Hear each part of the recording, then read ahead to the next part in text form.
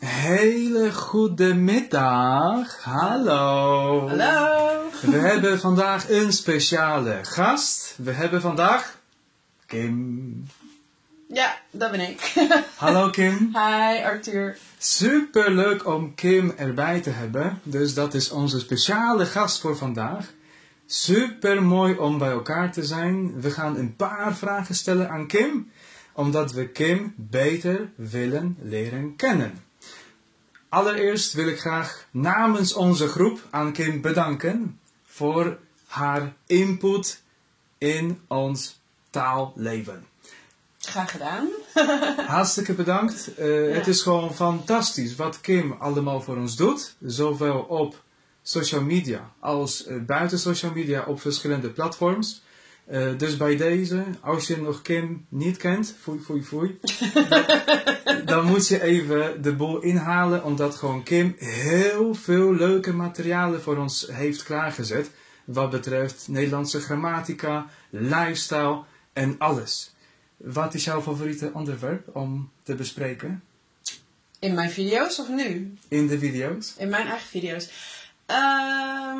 Ik vind eigenlijk het altijd wel leuk om de Daily Dutch Conversation video's te maken. Dus, want daarin speel ik altijd 1, 2 of 3 andere rollen ook. En om me dan te verkleden en gewoon de dagelijkse situaties na te bootsen. Dat vind ik eigenlijk altijd wel heel leuk. Mooi. En wat is het minst favoriete onderwerp van jou? Die heb ik niet, want ik doe alleen wat ik leuk vind. Ik maak alleen video's over dingen die ik leuk vind. En ik hou van Nederlands, ik hou van de taal, ik hou van de grammatica. Dus ik hou zelfs van filmpjes over moeilijke grammaticale onderwerpen. Ik vind alles leuk wat ik maak. Anders maak ik het niet als ik het niet leuk vind. Mooi. Dat is gewoon heel leuk. En ook de manier hoe jij dat toont en presenteert is gewoon zo tastbaar, zo makkelijk, zo gebruiksvriendelijk. Dat ongeacht of grammatica moeilijk of iets anders is, ingewikkeld, complex, met jou kunnen we gewoon veel meer doen. Dus enorme dank voor jouw input op social media. Dankjewel. Graag gedaan. Even één vraagje. Ja. Staat die camera aan? Ja, deze staat ook gewoon aan. Okay. Ja, zeker. Zeker. Moeten we ook die kant op gaan? Nee, maar meer dat ik kon niet zien of die timer deed. Jawel. Niks aan de hand. Mooi. Dus, eerste vraag die we aan Kim hebben is natuurlijk een hele basisvraag. Kim, wie ben je? Oké, dat is inderdaad ook een heel brede vraag. Maar in het kort, ik ben een vrouw uit Nederland. Ik ben hier geboren en getogen. Ook al zijn er nog steeds mensen die dat niet geloven. Er zijn echt veel volgers die zeggen dat ik uit het buitenland kom. Maar dat is niet zo. Dus ik ben nu 37 jaar alweer. En ik ben dus content creator. Ik maak filmpjes en online cursussen om mensen Nederlands te leren. En ik ben ook de moeder van 2 katten. En die heten Nala en Veggie. En velen zullen die katten wel kennen. Jij misschien ook wel, want ze zijn vaak in mijn video's. Natuurlijk. Populairste katten in Nederland. Ja, bijna. Zo horen wij de top 10, denk ik. Van de populairste katten in Nederland. En verder in het kort, ik hou heel erg van dansen, van yoga, van de natuur, van lekker buiten over het strand lopen. En ik hou heel veel van eten. Ja, daar hou ik het nu even bij, want anders kan ik nog veel meer vertellen. Natuurlijk, mooi. Je hebt natuurlijk voldoende aspecten al genoemd. Superleuk. En de basisvraag die ik heb als Nederlandse taalleraar is: waar komt jouw passie vandaan? Waar komt die drive om andere mensen te helpen? Ja, nou ik had dat al vroeger op de middelbare school, dat ik het heel leuk vond om presentaties te geven. Ik vond het wel heel spannend, maar ik vond het altijd heel leuk. En ook op de universiteit vond ik het echt zo interessant om de meest complexe onderwerpen als onderwerp te nemen. En dan een presentatie te maken voor mijn studiegenoten om dan uit te leggen waar het over ging. En ja, daarom, ik denk dat dat het is dat ik het dus heel ik vind het heel interessant om moeilijke dingen tastbaar te maken en over te brengen aan mensen. En de taal, dat is, ik hou van de taal, ik heb Nederlands gestudeerd. Ik vind het heel interessant hoe dingen werken en om dan over te brengen. En vooral aan mensen die de taal willen leren. Dus ik zou niet op een middelbare school Nederlands willen geven. Want daar zitten 3 kinderen die het leuk vinden en de rest vindt er niks aan. Nee, ik vind het wel, er moeten wel mensen zijn met motivatie. Ja, die moeten wel bereid zijn om te leren. Ja. En die moeten ook bewust kiezen om jouw content te kiezen en Precies. om met jou te gaan samen leren. Ja, precies. Ja, duidelijk. Ja. En hou je van Nederlandse literatuur? Ja, ik ben niet zo'n ontzettend grote lezer. Maar ik heb heel veel moeten lezen tijdens mijn studie. 70 boeken per jaar ongeveer. Oh. Dus er zat best wel veel Nederlandse literatuur tussen. En er zaten ook wel interessante boeken tussen. Dus, maar nu lees ik eigenlijk geen literatuur meer. Nee. Oké, check. Helemaal goed. Je publiceert regelmatig content natuurlijk. Fantastische filmpjes. Superleuk. Maar waar komt de inspiratie vandaan om regelmatig te publiceren, om juist zo diverse content te houden? Nou, in het allerbegin, toen ik in augustus 2019 mijn eerste video publiceerde, toen kwam de inspiratie van mijn studenten. Want ik gaf al 2 jaar of 3 jaar les aan studenten en voornamelijk in privésetting. En ik merkte op dat ze steeds dezelfde soort foutjes maakten. Dus toen dacht ik ga filmpjes maken over die kleine foutjes van lekker leuk, heel veel van die woordjes die vaak door elkaar worden gehaald. En die ben ik gaan uploaden. Dus eigenlijk in eerste instantie zijn mensen zoals jij die de Nederlandse taal leren en die dan foutjes maken. Jullie zijn mijn inspiratiebron. Ja. En ja, toen ik op een gegeven moment echt meer en meer ging publiceren, toen dacht ik oké, ik wil sowieso bijna alle grammatica behandelen. Nou, dus dat staat vast. Wat zijn grammaticale onderwerpen? En verder kom ik gewoon in het dagelijks leven zoveel dingen tegen. En die zet ik in mijn telefoon van, oh ja, dat is een onderwerp. Oh ja, dat is een onderwerp. Dus in mijn telefoon staat echt een ontzettend lange lijst met onderwerpen. En af en toe kijk ik erin en denk ik, maak ik hier een lange video over of een korte voor Instagram? Nou, dit wordt een lange voor YouTube, dit wordt een korte voor Instagram. Mooi, ja. mooi. Fantastisch, dus je houdt gewoon een lijstje bij. Ja. Leuk. Ja. Dat herken ik ook, moet ik wel zeggen. Als een persoon die dus ook content publiceert, herken ik ook wel dat soms die inspiratie spontaan naar voren komen. Soms sta ik onder de douche of iets anders. Ja, en dan denk ik, hey, wacht even, dit wil ik even op een papiertje hebben, want dat wordt gewoon leuke content voor de groep. Ja. Mooi, superleuk. Ja, onder de douche heb je de beste ideeën. Dat klopt. Weet je hoe dat komt? Nee, vertel. Ja, omdat je dan ontspant. Wanneer je ontspant en je hersenen komen zeg maar in een ontspanningmodus, een beetje meditatieve staat, en dat is vooral onder de douche vaak, dan krijg je ideeën. Oké. Ik weet wel over Mark Wahlberg, die dus heel lang onder de douche staat. Omdat hij dus juist beste ideeën krijgt. Ja. Dus hoge energierekening. dat komt wel later wel. Mooi. Ja. Oké, dus inspiratie weten we, waar die vandaan komt. Maar nog steeds is de vraag over discipline die jij toont. Want 1 is natuurlijk dat we een papiertje hebben en notities maken. Maar 2 is juist om gewoon energie, tijd en de moeite willen nemen om juist gewoon iets te kunnen creëren. Je noemde zelf dat het gewoon enorm lang kost om gewoon een filmpje te maken op YouTube. 20 uur, zeg je? Dat is echt heel veel tijd en moeite om een filmpje voor elkaar te zetten. Waar komt jouw discipline vandaan dat het regelmatig wordt content gepubliceerd? Op Instagram, op YouTube, op andere manier? Vertel. Ja, dit is wat ik doe. Dus toen ik begon met filmpjes maken gaf ik nog les. Toen was ik dus heel veel tijd kwijt aan lesgeven en content maken. En op een gegeven moment werd ik overspannen, omdat het gewoon te veel was. En nu geef ik geen les meer, dus dat scheelt. Dus al mijn tijd is om content te maken. Dus ik plan gewoon voor mezelf. Ik wil 2 video's per maand voor YouTube. Dus om de week. Dan heb ik 20 uur zeg maar voor een video op YouTube. En de rest van de tijd gaat dan naar de kleine filmpjes. En naar mijn online cursussen die ik maak. En teksten die ik schrijf. En ja, ik ben gewoon ik ben eigen baas. Dus ik moet mezelf motiveren. Hup, hup, hup, hup, hup, Kim.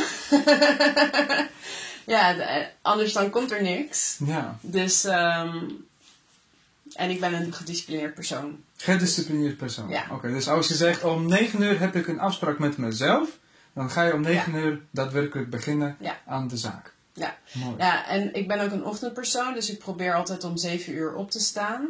En ook zoveel mogelijk in de ochtend te doen.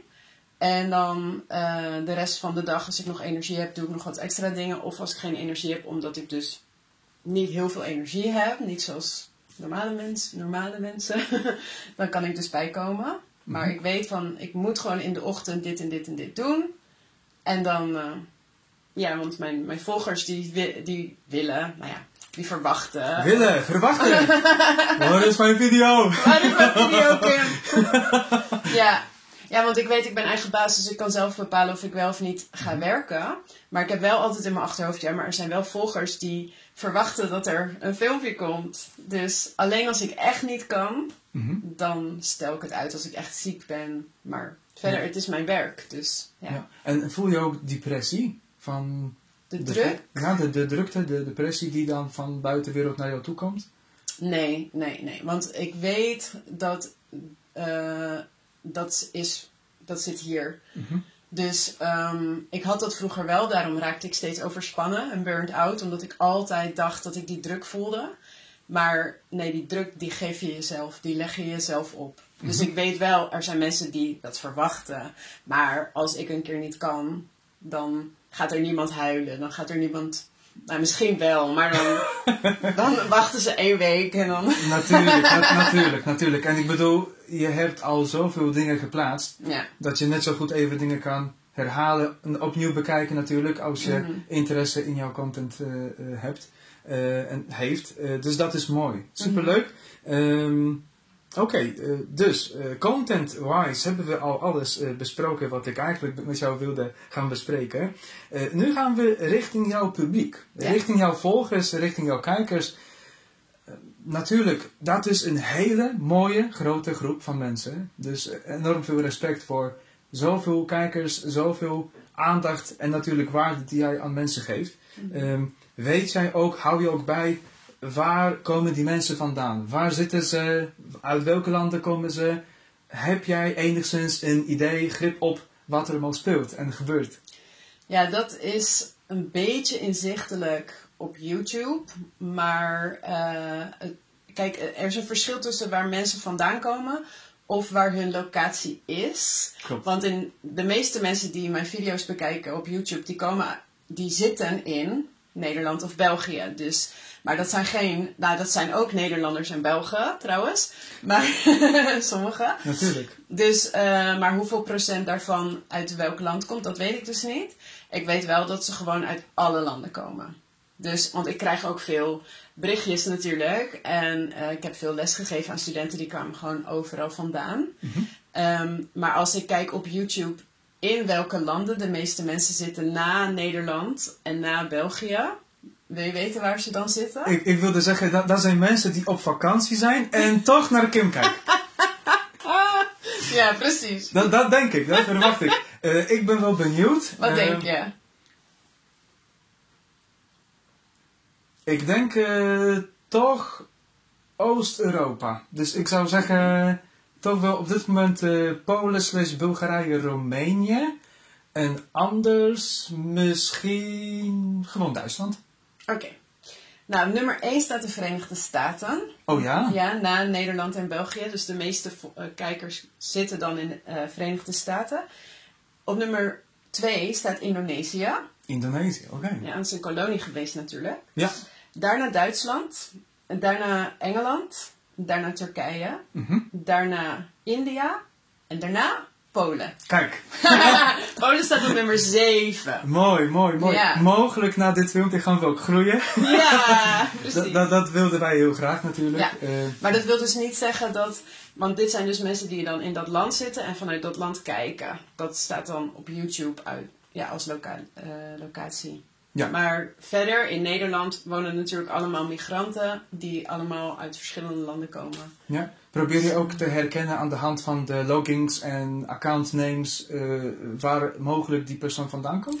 Ik heb daar geen tijd voor om dat allemaal te gaan bekijken.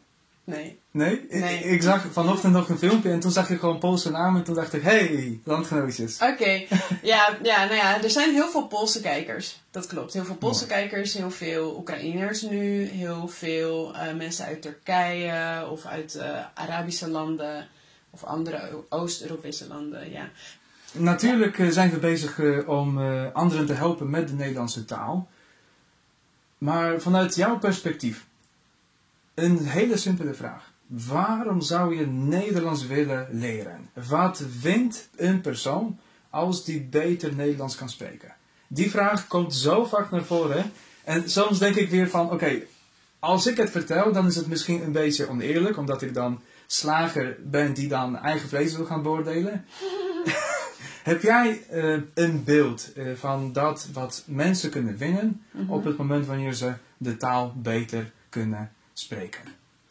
Nou, ik denk dat ondanks het feit dat bijna iedereen in Nederland Engels spreekt, en ook ondanks het feit dat heel veel mensen die Nederlands leren en Nederlands praten tegen Nederlanders vaak in het Engels antwoord krijgen, wat heel frustrerend is. Ondanks die twee dingen, denk ik dat als je toch goed het Nederlands gaat beheersen, je toch wat meer deel van de samenleving gaat voelen. Want ik kan me bijvoorbeeld niet voorstellen hoe het is om in een land te wonen voor langere tijd, waar je dingen niet begrijpt die overal geschreven staan, waar je niet begrijpt als mensen om je heen praten, waar ze het over hebben. Alleen al om het begrip te hebben, dan voel je al meer deel van de samenleving. Als je kunt lezen wat ergens staat, als je een brief krijgt, dat je weet wat daar staat. En vervolgens, als je ook dus met Nederlanders gaat praten en ze praten eindelijk in het Nederlands terug. Ja, komt ook wel vaak voor. Mooi. En anders vraag het gewoon. Zeg gewoon, sorry, maar kun je in het Nederlands tegen me praten, niet in het Engels. En dan, tuurlijk doen ze het. Het is automatisme. Maar ja, ik denk dat je toch veel meer deel gaat voelen. Veel meer deel gaat uitmaken van de samenleving. Dus ook al is het dus niet nodig. Maar het gaat om je gevoel, denk ik. Het gaat om integratie. Ja. Het is gewoon, laten we zeggen, meer comfortabel om gewoon juist, laten we zeggen, de taal die hier wordt gesproken ook te kunnen beheersen. Ja, precies. Mooi. Zou je ook ons willen vertellen of je voorbeelden hebt van jouw leerlingen, fans, kijkers, volgers, die juist hun leven hebben dus veranderd dankzij jouw filmpjes, die dus iets hebben bereikt dankzij dat ze deels ook naar jouw filmpjes of met jouw lessen hebben gevolgd? Heb jij wat voorbeelden van mensen die dus het leven hebben veranderd? Ja, nou, ten eerste krijg ik wel eens berichtjes van mijn volgers die dan zeggen van ja, ik heb voornamelijk met jouw filmpjes of jouw cursussen heb ik Nederlands geleerd en nu ben ik geslaagd. Hebben ze dus een inburgering gehaald of staatsexamen. En dan sturen ze dat op Instagram of een mailtje, dus dat is altijd hartstikke leuk natuurlijk. En ook, er zijn ook mensen die bijvoorbeeld alle video's van mij kijken, dus mijn leven volgen. En ik maak ook wel eens filmpjes over mijzelf en over mijn ontwikkeling.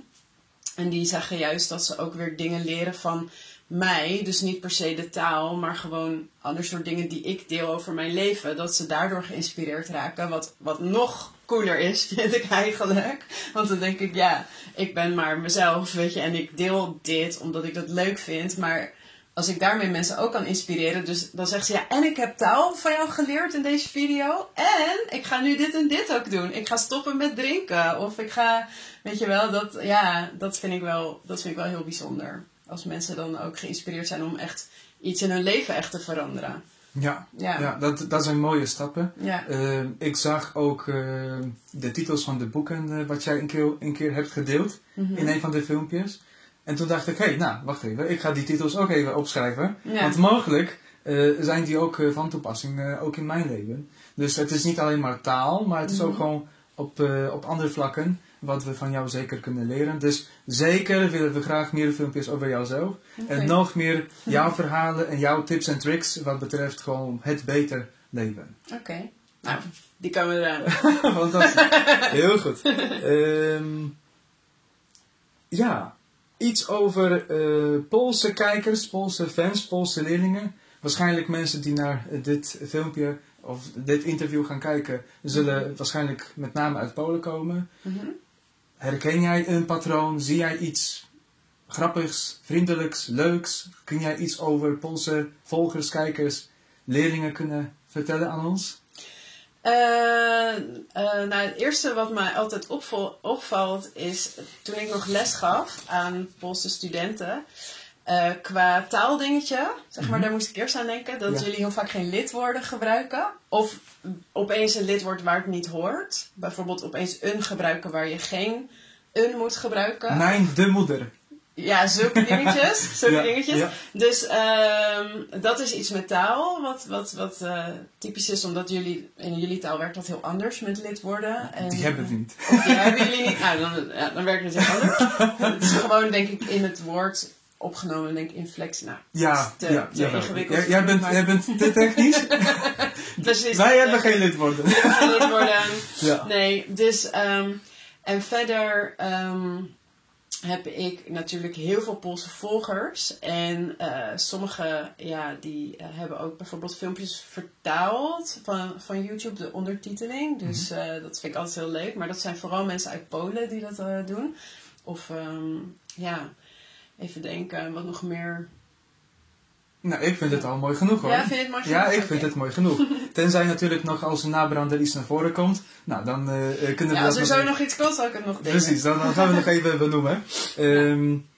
Kim, kun jij ons vertellen, want je hebt natuurlijk heel veel content, heel veel grammatica al aan ons laten zien.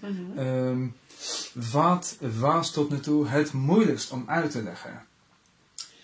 Ja, nou ten eerste heb ik natuurlijk de tijd om het helemaal voor te bereiden, zo'n filmpje. Maar een van de video's waar ik het langst over heb gedaan om helemaal uit te schrijven hoe ik dat ging doen, dat was over R. Over het woordje R. Ja. En ik heb nu 3 video's al daarover gemaakt, omdat R zoveel verschillende functies heeft. Dus ik ben denk ik met het schrijven van het script echt wel 6 uur bezig geweest of zo. Om het helemaal. Ik weet het precies. Ik kan het ook heel goed uitleggen. Het is niet dat ik het dan moet opzoeken. Maar ik dacht, wat is nou de handigste manier om hier een video over te maken? Met de voorbeelden in welke volgorde. En uiteindelijk heb ik het dus uitgesplitst in meerdere video's. Omdat het gewoon anders ook te saai wordt en te lang om het in 1 video te doen. Ja, dus dat was denk ik het moeilijkst. Maar ik vind het niet moeilijk om uit te leggen. Het is meer van, hoe komt het catchy op camera? Weet je wel, dat mensen blijven kijken, dat het interessant is. Want eigenlijk alle grammatica kun je best wel versimpelen. Maar het gaat dan om, wat zijn ook leuke voorbeelden? Wat zijn leuke voorbeeldzinnetjes? Hoe kun je het leuk maken om naar te kijken? Want grammatica is niet het leukste om te leren. Dus ik ben meer bezig met, hoe kan ik dit opleuken? Ken je het woord opleuken? Natuurlijk. Ja? Oké. Ja. Sexier maken. Aantrekkelijker maken. Aantrekkelijker maken, ja. Zeker. Dat mensen blijven kijken dat het beter blijft hangen ook bij mensen. Dus dat is het meer, dat ik daarover nadenk. Ja, en dat lukt je heel goed. Ik zie constant de filmpjes over R naar voren zie ploppen, zeg maar. Ja. Een van de 3 delen constant. Dus dat betekent dat het gewoon een populaire manier was om, zeg maar, over R iets meer te kunnen weten. Ik kan wel eerlijk toekennen dat R is inderdaad iets wat natuurlijk te verklaren is. Dat sowieso. Echter, om dat catchy te maken, is het gewoon heel moeilijk. Dus je moet gewoon natuurlijk heel veel besef hebben wat je aan iemand toont en op welke manier, zodat het ook op lange termijn blijft hangen. En dat is soms heel moeilijk. Ja. En als het lukt, dan natuurlijk die voldoening is echt enorm. Moet je nagaan dat ik soms mensen help en dan was er een meneer die al 12 jaar in Nederland woonde. En ik zei een keer tegen hem van, oké, vandaag gaan we over R praten. En hij zegt, jongen, het is de eerste keer dat ik het hoor. Tot nu toe, ik praat met Nederlanders. Nooit van gehoord. Ja, omdat je het bijna niet hoort als ze praten. Exact. Ja. Een week later hadden wij weer onze les. En hij zegt, Arthur, ik weet niet wat je hebt gedaan. Volgens mij heb je iets ergens vandaan getoverd. Maar ik hoor constant R. Ja. Die was er niet. En nu is er wel. Ja, die was er nog niet. Die was er niet. Nee. Ja. Dus R is inderdaad echt een breed en moeilijk onderwerp. Ja. Maar dat geeft wel een goed gevoel als je al R onder de knie hebt. Dus dat sowieso. Ja. En misschien nog steeds over moeilijke grammatica. Wat is volgens jou het moeilijkst om in de praktijk toe te passen? Nou, dat vind ik zelf moeilijk om te beoordelen. Het ligt ook een beetje aan waar mensen vandaan komen, wat hun eigen taal is. Maar in de top 3, behalve R, zou ik zeggen scheidbare werkwoorden. En vooral als het dan in een bijzin is of in een, als je het moet vervoegen of zo, in een voltooid deelwoord. Bijzinnen zijn altijd lastig. Ja. En de woordvolgorde voornamelijk. Eigenlijk, ik denk de woordvolgorde in het algemeen is lastig. Ik denk dat je dat breder kunt trekken. De woordvolgorde is lastig. Bijzinnen zijn extra lastig. En de en het blijft altijd een dingetje. Ja. Maar dat is niet zo belangrijk. Nee. In het Pools bestaat het niet en iedereen is blij dus. Ja, mooi. Inderdaad, de bijwoorden en gewoon de volgorde van het tweede werkwoord is echt altijd heel tricky. Ja. Dus dat blijft gewoon natuurlijk een uitdaging. Ja. En wat zijn de grootste uitdagingen van jouw kijkers, leerlingen, dat constant als commentaar wordt even gepopt van oké, Kim, help ons even met dit stukje. Is dat weer grammatica wat je hebt genoemd? Of misschien zijn dat ook andere onderwerpen die naar voren komen? Oh ja, nee, als suggesties of vragen, dat is echt van alles. Dus dat zijn grammatica dingen, maar ook juist vragen van kun je wat meer aandacht besteden aan dit soort werkwoorden met ver of ont of weet ik veel, dus afgeleide werkwoorden. Of kun je meer aandacht besteden aan hoe ik iets moet schrijven. Of kun je, dus iedereen heeft zijn eigen vragen en iedereen heeft suggesties. En heel vaak schrijf ik het dus weer op mijn lijstje in mijn telefoon. Ja, Oké, zet het erin. Ja. Over 3 jaar heb ik tijd of zo. En wat gebruik je als notities? Evernote? Iets anders? Nee, ik app mezelf. Oh, je appt jezelf? In WhatsApp, ja. Oh, serieus? Ja, het is heel erg. Mooi. Het is allemaal door elkaar. Mooi. Oké, superleuk. Ik gebruik Google Keep. Oh, oké, dat ken ik niet. Ja, het is gewoon echt heel simpel. Ik denk dat het gewoon een standaard applicatie op de telefoon is. Ja. Met zo'n geel logo. Oké. En dat gebruik ik en dat werkt fantastisch. Google Keep. Ja. Even in mijn WhatsApp zetten. Even een bericht naar jezelf gaan sturen. Fantastisch. Mooi. Oké. Dan gaan we door naar de leermethodes. Je hebt natuurlijk heel veel ervaring over het leerproces zelf. Wat is jouw advies voor mensen die dus juist kwalitatief taal willen gaan verbeteren? Wat zijn nou beste, laten we zeggen, practices, beste praktijken om toe te passen? Ja, dit is erg persoonlijk, denk ik. Sommige mensen vinden het heerlijk om met grammatica aan de gang te gaan en heel veel te oefenen. En dat vind ik zelf altijd heel leuk, grammatica oefenen en zo. Anderen die vinden het juist fijn, en dat doe ik ook trouwens, om veel taalinput te krijgen. Dus veel series of films of andere dingen te kijken van de doeltaal. Of liedjes te luisteren en mee te zingen. Dat werkt voor mij ook heel goed, omdat je dan op een speelse manier leert. Eigenlijk zoals een kind leert. En het belangrijkste is altijd dat je het leuk blijft vinden. Dus als je het heel leuk vindt om heel veel grammatica te doen, dan moet je dat doen. Maar als je daar helemaal niet van houdt, zoek dan dus iets wat jij wel leuk vindt. Wat het wel leuk maakt voor jou om een taal te leren, om gemotiveerd te blijven. Ik denk dat de motivatie vasthouden het belangrijkste is.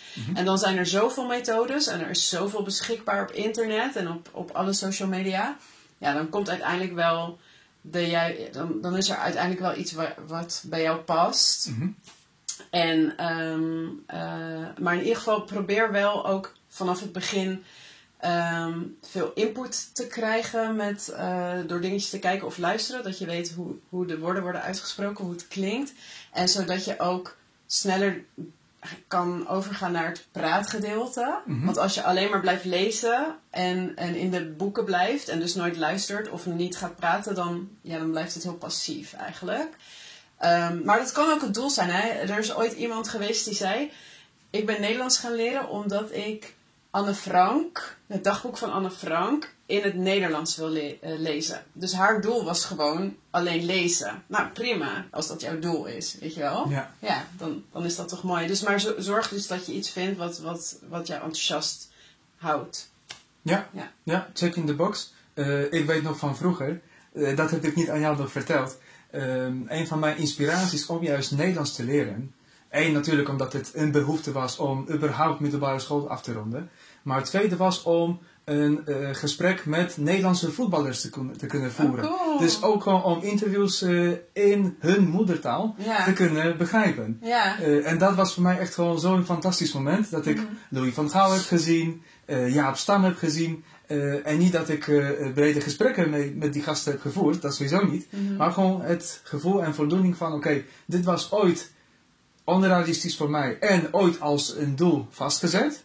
En op een gegeven moment komt het vanzelf naar voren van joh, dit heb je gehaald, dit heb je bereikt.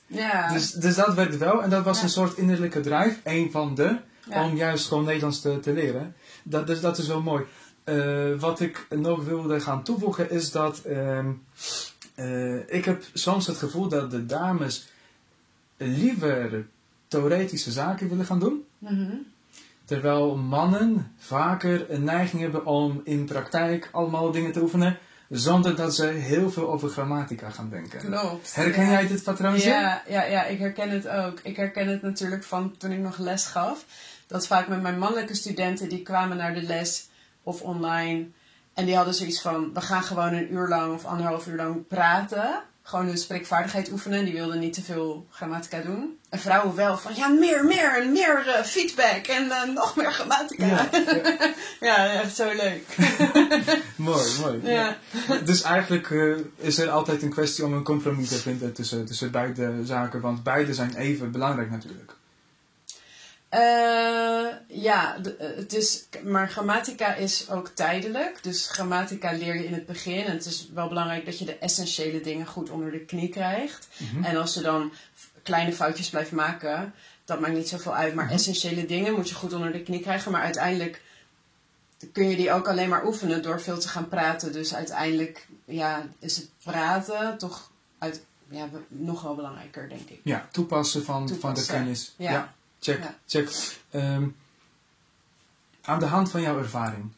Hoeveel tijd kost het om te kunnen zeggen dat je Nederlands kan leren spreken? Dat je Nederlands kan? Hoeveel tijd zou het ongeveer kosten? Het is persoonsafhankelijk. Wat voor niveau? Laten we zeggen het niveau dat iemand tevreden is. Nog steeds heel abstract. De een is tevreden met A1 en de ander met C2. Dus. En als we dat eventjes in stukjes gaan splitsen, gewoon met fundamenten, met gewoon, laten we zeggen, losse dingetjes gaan communiceren. Hoeveel tijd zou het gaan kosten? Ja, ik vind dat lastig. Ik heb namelijk studenten gezien die waren zo gemotiveerd. Die spraken binnen 3 maanden echt redelijk goed Nederlands. Dat ze gewoon echt basisdingen prima konden doen. En dan moesten ze wel nog echt verder naar B1-niveau. En er was nog wel veel te doen. Maar die waren echt best redelijk snel, hadden ze het onder de knie. En anderen heb ik jaren les gegeven. Die bleven gewoon steken op een bepaald niveau. Ja. Dus ja, ik vind dat echt lastig. Het ligt echt aan hoe gemotiveerd je bent, hoeveel je oefent. En of je ook je, zeg maar, comfortabel voelt om te spreken. Want ik heb dat zelf niet zo erg. Ja, je zou zeggen, je bent taaldocent. Maar we komen straks op dat ik natuurlijk ook een taal leer. Maar ik vind het dan altijd heel eng om te praten. En ik zie mensen die dat helemaal niet boeit. Die helemaal geen schaamte voelen. Die gewoon praten. Die mensen leren het veel sneller. Ja, dus ook durf om gewoon te praten, durf om foutjes te maken. Ja, want het maakt echt niet uit dat je fouten maakt. Want, kijk, je moet kijken naar eigenlijk hoe een kind een taal leert. Een kind leert alleen van input. Een kind leert niet als die 2, 3 is grammatica. Maar die luistert gewoon naar iedereen om zich heen. En die gaat het nabootsen. En die maakt zinnetjes, hele korte in het begin. En met heel veel foutjes. En die wordt gewoon steeds gecorrigeerd. En zo leert een kind een taal. Dus wij moeten ook... Kijk, wij leren vanuit de hersenen. En we moeten het goed doen. En we moeten de juiste grammatica toepassen. Ja... Weet je, in een perfecte wereld, oké, maar dat kan niet vanaf dag 1. Dus ik moet het ook tegen mezelf zeggen, het maakt niet uit dat je fouten maakt. En ja, praat gewoon. Praat gewoon door. Ja, dat is echt een key message, denk ik. Ja. Ook aan de hand van wat ik dus zie, is dat mensen op zoek naar perfectie zijn. En pas als ze perfect denken dat ze zijn, dan pas gaan ze iets gebruiken. Alleen die perfectie komt gewoon soms niet. En ik ben van mening dat perfectie helemaal niet bestaat. Nee, bestaat niet. Nee. En toch zijn mensen op zoek naar perfectie of naar het moment dat ze gewoon gaan durven. En dan is weer de vraag, wat was eerst, kip of een ei? Ja. Komt eerst perfectie en dan ga je praten? Of ga je eerst praten en dan volgt ooit een keer het moment dat je gewoon optimaliseert? Ik wil niet zeggen perfectie gaat bereiken. Die ga je niet bereiken waarschijnlijk. Niemand gaat het bereiken. Dus dat is nog steeds een kwestiepunt altijd tijdens mijn lessen ook. Als iemand niet durft te praten, dan zeg ik altijd... Joh, ga gewoon lekker uitproberen. Kijk even en anders ga je feedback verzamelen. Dan leer je ook heel veel van. Precies. Niemand spreekt perfect Nederlands. Zelfs Nederlanders niet. Nederlanders maken ook fouten. Ik maak ook fouten soms. Soms dan ben ik mijn eigen video aan het monteren. En dan denk ik, Kim, zei je dit? En dan zet ik zo met een sterretje het juiste. Ik zeg heel vaak refereren naar. Maar dat is het niet. Dus refereren aan. Dus perfectie bestaat niet. Dus wat dit betreft ben ik wel dankbaar dat je dit ook hardop hebt genoemd. Ja. Aangezien dat ik gewoon zo vaak dit idee tegenkom. Dat mensen gewoon op zoek naar een perfectie zijn. Of ja, dat werkt niet zo. Dat werkt niet zo. Je moet gewoon durven. Ik was zelf altijd een hele bescheiden jongen die niks wilde gaan zeggen en niks durfde. Jij zei dat je het leuk vond om te presenteren. Ik vond het verschrikkelijk. Ik weet nog toen ik zelf aan het debatteren was op de middelbare school. Ja. Dat was echt zo heftig, zoveel stress om zeg maar over een onderwerp te gaan debatteren. Standpunten te gaan met elkaar mengen, wisselen, tegenhouden. Ja, dat was echt heel veel stress. En nu denk ik weer van, ik heb het zo vaak geoefend. Dat ik gewoon iets aan iemand moet gaan vertellen of uitleggen. Dat het gewoon beter gaat. Ik wil niet zeggen dat het perfect gaat, want perfectie bestaat niet. Maar het gaat wel de goede kant op. Ja. Dus, blijf oefenen. Precies. Blijf oefenen. Mooi. Kun jij iets ons vertellen over de juiste houding van een leerling? De juiste manier van denken om juist de taal te leren. Je hebt al natuurlijk het gedrag van een kind genoemd. Is er nog iets wat jij met ons wilt gaan delen als een soort juiste houding of een positieve houding om de dingen te durven? Maar ik denk dat dan wordt het heel filosofisch. Eigenlijk dat mag ook hoor. Ja, een taal leren. Ik wil het eigenlijk vergelijken. Het is gewoon hetzelfde als alles leren. Wij hebben als mensen heel veel beperkende overtuigingen. En heel snel het idee dus dat het perfect moet, dat we het niet goed doen. En dan gaat het ons tegenstaan, voelen we ons niet meer gemotiveerd en stoppen we ermee. Nou, ik uit eigen ervaring, ik leer nu bachata en salsa dansen. En in het begin vond ik dat heel leuk en toen ging het heel snel met leren. En op een gegeven moment voelde ik me opeens heel onzeker worden en keek ik naar andere vrouwen en dacht ik, zij kunnen het veel beter dan ik en ik ga niet vooruit en ik ging het steeds minder leuk vinden. Dus ik ging steeds met minder zin naar mijn dansles. En als ik dan ging dansen voelde ik me steeds heel onzeker en dan ging het dus fout en dacht ik, zie je, ik doe het allemaal fout en ik kan het niet. En nou, bla bla bla, je gaat steeds meer naar beneden. En toen was ik een keer ergens en toen had ik het hierover. En nou ja, om een lang verhaal kort te maken. toen ging ik nadenken weer over waarom ben ik begonnen met dansen? Ben ik begonnen met dansen om de perfecte danseres te worden? Nee. Ik ben begonnen met dansen omdat ik het leuk vind. Omdat ik hier mijn passie in heb gevonden. En omdat elke keer als ik dans, dat ik heel blij word. Dus ik dacht, ik moet gewoon weer naar dat gevoel van dat ik er heel blij van word. En niet dat ik het goed moet doen en dat het perfect moet zijn. Want dat hoeft niet. Ik word geen danseres. Ik ben al docent Nederlands. Dus ik heb toen een energetische oefening gedaan met mensen om mijn overtuiging te veranderen. Mijn overtuiging was namelijk geworden, ik ben niet goed in dansen. En mijn overtuiging moest weer worden, ik geniet van dansen. Niet, ik ben goed in dansen. Nee, ik geniet van dansen. Nou, ik zweer het je, het heeft gewerkt. De week daarna was het echt minder. En toen kwam ik weer omhoog. Ik ging weer van genieten. Het ging ook weer beter. Ja, veel meer lol natuurlijk. Veel meer lol, ja. Dus alles wat je leert is altijd moeilijk. Of vaak moeilijk. Het zit altijd een proces in. Zeg maar een learning curve. Het gaat zo. Het gaat niet zo. Klopt. Dus je gaat soms heel snel omhoog. En dan stagneert een beetje. Ga je misschien een beetje zo. En dan ga je weer zo. Dus het is gewoon een learning curve. En we moeten dus niet die beperkende overtuigingen hebben de hele tijd van en alles gaat fout. En focussen op wat niet goed gaat. Maar proberen weer in contact te komen met waarom doe ik dit? Wat is mijn motivatie? En voor de meeste mensen is dat wel dat ze het willen leren. Sommigen moeten. Dan is het moeilijker. Maar als je het vanuit een vlammetje doet. En de lol erin blijft zien van whatever je leert, dan maakt het niet uit. Dan is het van toepassing op alles. Om gewoon weer dat te doen vanuit jouw kinderlijke enthousiasme eigenlijk. Dus weer als een kind. Leer als een kind. Met je enthousiasme, met fouten. Fantastisch. Dat is echt heel inspirerend wat je zegt. En dat moet kloppen.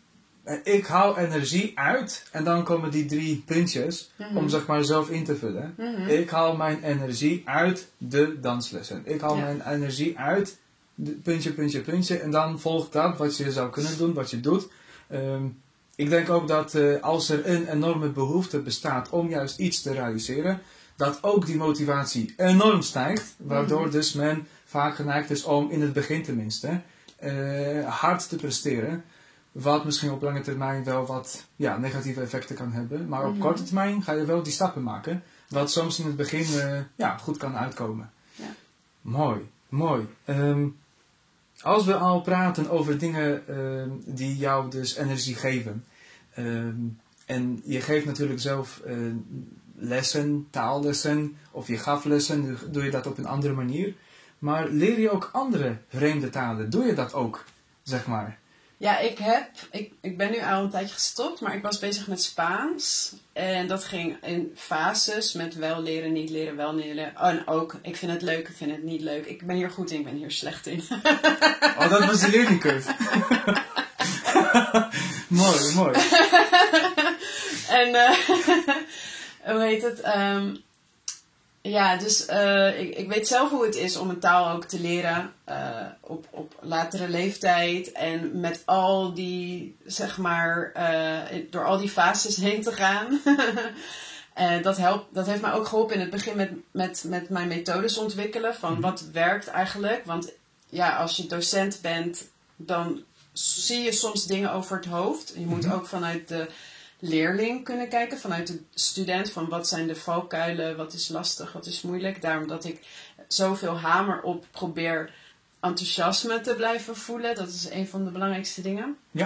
Ja, ik ben nu dus al een tijdje niet actief bezig met Spaans, maar wel altijd passief. Want ik dans dus, bachata, salsa. Ik hou heel veel van Spaanse muziek. Dus ik ben altijd Spaanse muziek aan het luisteren en meezingen. Nou, dat is ook met een taal bezig zijn, dus ook een taal leren, want er blijven steeds woorden hangen.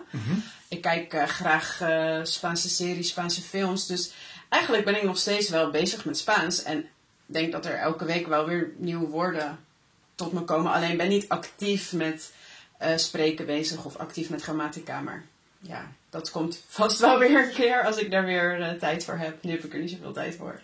Ja, check. Ik heb nog een andere vraag voor jou. Misschien wat meer abstracte vraag.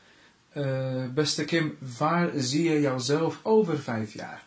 Je bent nu 37, dat heb je wel genoemd. Ja. Dus dan hebben wij nu een visualisatie van Kim Joutse van 42 jaar oud. Waar is Kim te vinden? Wat doet Kim? Kim is te vinden, dat weet ik dus niet zo goed, want ik kijk niet zo ver vooruit. Maar als ik nu voel, is Kim te vinden ergens, toch nog steeds wel in Latijns-Amerika. Dat voel ik al jaren, dat ik daar naartoe wil. Dat is een beetje op zijn gat gekomen met de hele corona-dingen, omdat toen reizen niet gingen en zo. Ik dacht, nu is de tijd niet juist. Maar misschien komt dat weer. Dus misschien binnen 5 jaar of over 5 jaar dat ik daar ergens zit. Ik wil sowieso doorgaan met wat ik nu doe. Maar ik wil misschien op een gegeven moment een beetje meer afbuigen naar misschien wat meer lifestyle of persoonlijke ontwikkeling. Of samenwerkingen met andere leuke mensen maken. Qua content creëren en zo. Ja, en ik ben zo bezig met mijn spirituele ontwikkeling. Ik hoop dat ik echt binnen 5 jaar toch ook wel qua persoon nog meer groei. Dat vind ik het allerbelangrijkste eigenlijk. Dat ik gewoon echt de volledige echte versie van mezelf word. En en daar zal ik ook wel meer nog over delen, over deze reis. Omdat ik echt steeds meer in contact kom met mezelf. En ontdek wie ik ben. Je denkt dat je altijd weet wie je bent. Nou, ik ben erachter gekomen dat ik dat dus eigenlijk helemaal niet zo goed wist. En nu ben ik ermee bezig om meer in contact te komen met mezelf. Ja, dat is eigenlijk de mooiste reis. Dus daar hoop ik over 5 jaar ben ik veel verder daarin. Mooi. Mooi. Dat en professionele bachata-danseres. Kijk, hè? Ja, en nog steeds energie vandaan halen. Ja, dat moet nog steeds, natuurlijk, als hoofdpunt. Mooi, superleuk. Dank voor deze beschrijving. En ik hoop dat het helemaal gaat lukken. En dat we over 5 jaar de echte, volledige versie van Kim kunnen zien, ervaren en daarvan genieten. Ja, mooi. Okay. Heb je nog een slotwoord voor onze kijkers, volgers, mensen die er naar luisteren? Of een aanmoediging om juist Nederlands te leren? Oh, jeetje. Je hebt natuurlijk heel veel al genoemd, hè? Ik bedoel, maar misschien is er nog iets dat je zegt van oké, dit wil ik nog even kwijt. Glimlachen mag ook.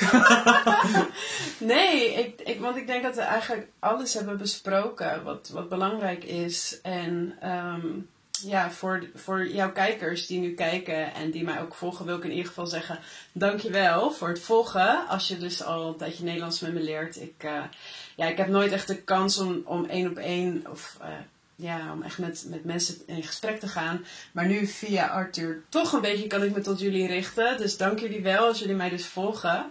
En ook dankjewel voor de uitnodiging om hier te mogen praten. Nou ja, voor jouw volgers. Ik vind het echt heel erg leuk. Was een heel interessant gesprek. Ja, en verder heb ik eigenlijk niet zoveel nog toe te voegen. Mooi.